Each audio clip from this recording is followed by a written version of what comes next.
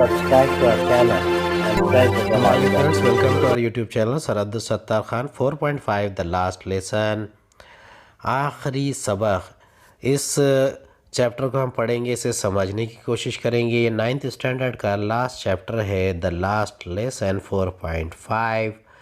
सबसे पहले इसे पढ़ेंगे और समझने की कोशिश करेंगे, और उसके बाद में हम इसके इंग्लिश वर्कशॉप और एक्टिविटीज़ भी करेंगे। चलिए शुरुआत करते हैं। द लास्ट लेसन 4.5 आखिरी सबक।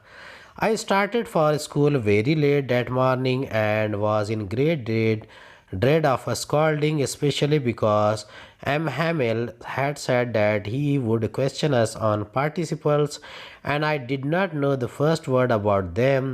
For a moment, I thought of running away and spending the day out of doors. It was so warm, so bright, the birds were chirping at the edges of the woods, and in the open field back of the sawmill, the Prussian soldiers were drilling. Means dreaded means बहुत ही ज़्यादा डर खौफ वाला। Scolding means डांटना डपटना। Chirping चहचहाहट। Drilling कवायद करना, ड्रिल करना। बुलेटिन बोर्ड इतलात और इतलाती बोर्ड का नोटिस बोर्ड को भी कहते हैं। I started for school very late that morning and was in great dread for scolding. उस रोज़ मुझे स्कूल जाने में बहुत देर हो गई थी और मैं दिल ही दिल में डर भी रहा था। Especially because Mr. M. Hamill had said that he would question us on participles। अब ख़ास तौर से हमारे जो उस्ताद थे जिनका नाम एम हैमल था, वो पार्टिसिपल के बारे में हमसे मालूमात हासिल करना चाहते थे, और मुझे पार्टिसिपल के बारे में कुछ भी मालूम न था। And I did not know the first word about them. For a moment I thought of running away and spending the day out of door।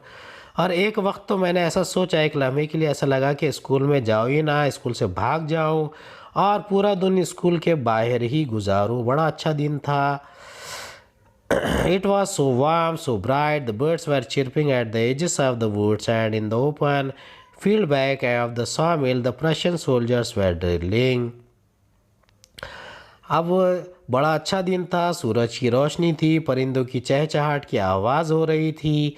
लकड़ी की मील के पीछे खुले मैदान में जो प्रशिया ये पोलैंड और जर्मनी का एक इलाक़ा है उसे कहते थे, तो उसकी फ़ौजें क़यादत कर रही थी। ये मश्क कर रही थी, यानी ड्रिल करना यानी मश्क करना। When I passed the town hall, there was in crowd in front of the bulletin board. For the last 2 years, all our bad news had come from there. I thought myself, what can be the matter now? Town hall के करीब से गुजरते वक्त notice board के सामने बहुत भीड़ दिखाई दी। पिछले 2 सालों से सारी बुरी खबरें यहीं से मिलती थी। मैं वहाँ से गुज़र रहा था, मुझे लोहार, घड़ी बनाने वाला और इसके साथी दिखाई दिए। स्कूल जाने में देर होने की वजह से वो लोग मेरा मजाक उड़ा रहे थे, इसलिए मैं दौड़ते हुए स्कूल पहुँचा। The birds were chirping at the edges of the woods, and in the open field back of the sawmill, the Prussian soldiers were drilling। When I passed the town hall, there was a crowd, यानी बहुत भीड़ थी। crowd यानी भीड़। in front of the bulletin board, notice board के पास। For the last 2 years, all our bad news come from there। गुज़िश्ता 2 सालों से बुरी खबरें वहीं से आ रही थी। What can be the matter now? अभी क्या बात हो सकती है?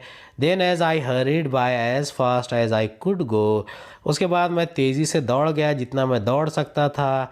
The blacksmith watcher who was there with his appearance reading the bulletin called after me। अब अचानक क्या हुआ कि जो लेखक है, मुसन्निफ़ है, तो वो दौड़ते हुए उस तरफ चले गए जहाँ पर न्यूज़ पढ़ी जा रही थी। बड़ी तेज़ी से गए थे। हरीड यानी बड़ी तेज़ी से जाना, फास्ट के माने भी तेज़ी से जाना। तो पहले कहाँ गए? वो लोहार के पास, उसके बाद वाचर के पास, और इस तरीके से वो भटक रहे थे।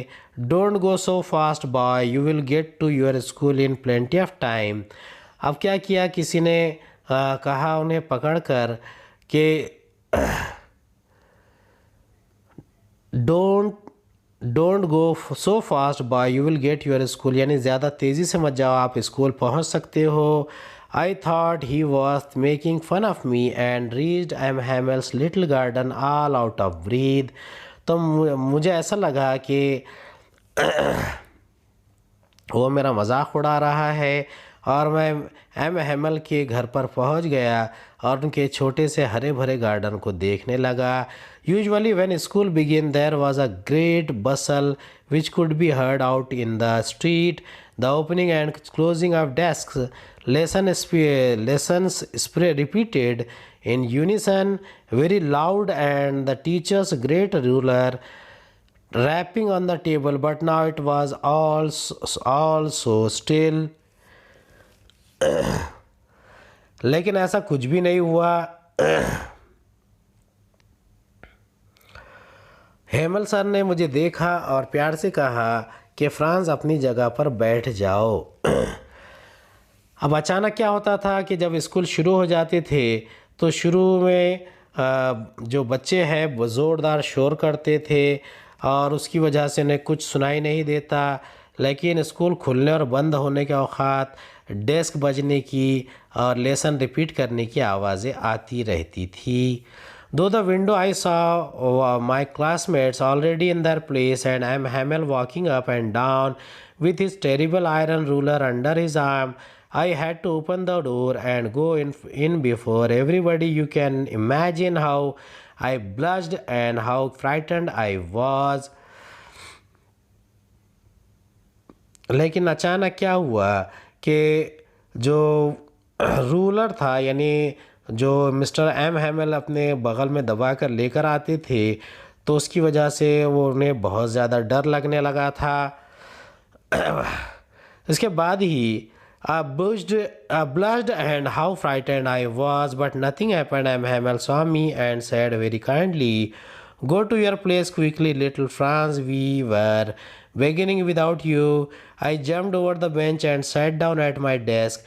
When I had got a little over my fright, I saw that our teacher had on his beautiful green coat, his frilled shirt, and the little black silk cap, all embroidered, that he never wore except on inspection and prize days।